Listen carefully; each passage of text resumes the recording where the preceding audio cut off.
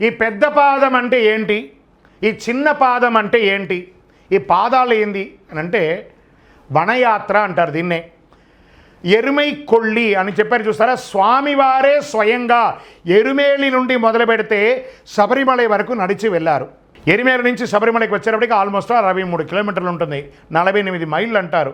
ఈ 48 మైళ్ళని పెద్ద పాదం ఎరిమేలి, పేరూరు తోడు, కాళైకట్టి ఆశ్రమం, అழுదా, ఇంజిప్పారకోట, కరిమల, కరీలాంతోడు, పెరియానవట్టం, శరియానవట్టం, పంబా నది, నీలిమల, అప్పాచిమేడు, శబరిపీఠం, సరంగుత్తి, సన్నిధానం, శబరిమల అని ఇన్ని రకాలైనటువంటి 5 కొండలతో ఉన్నటువంటి దేవాలయాన్ని పెద్ద పాదం చిన్న పాదం అంటారు.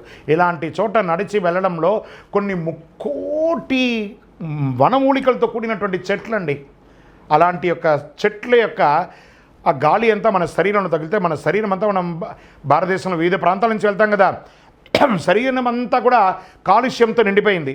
ఆ యొక్క వనమూలికల యొక్క గాలి మన శరీరంలో బట్టి చెమట రూపంలో చెడు అంతా బయటకు వచ్చి మనం ఆరోగ్యవంతులమయ్యి మంచి ఓవరాల్ అవుతుందన్నమాట బాడీ. అందుకే సంవత్సరంలో ఒక్కసారైనా వనయాత్ర చేయాలి. పుట్టినందుకు ఒకసారైనా శబరిమలకు వెళ్ళాలండి. ఎలా వెళ్ళాలి? అలుదా నదిలో మునిగి 2 రాళ్ళను చేతితో తీసి నిండు భక్తితో గుట్టపై ఉంచి, అలా చక్కగా గురువుగారు రాసినటువంటి పాట.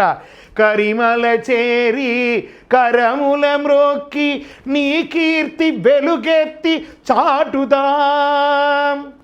ఎంత అద్భుతం తెలుసా, అలా చెప్తూ ఉంటానే ఎలా గుజుబం చేస్తారో. ఆ వనయాత్రలో ఉన్నటువంటి భావన, ఆ వనయాత్ర యొక్క పవర్ అలాంటిదండి. అంత అద్భుతం. ఎక్కడ చూసినా మన బంధువులే.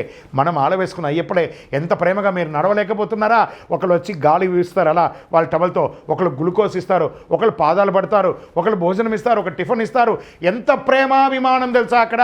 పేద లేదు రాజు లేదు ఎందులేని అద్భుతం అందులేని ఆనందమే అయ్యప్ప దర్శనం. అంత అద్భుతమైనటువంటిది అనమాట వనయాత్ర. శరణమయ్యప్ప.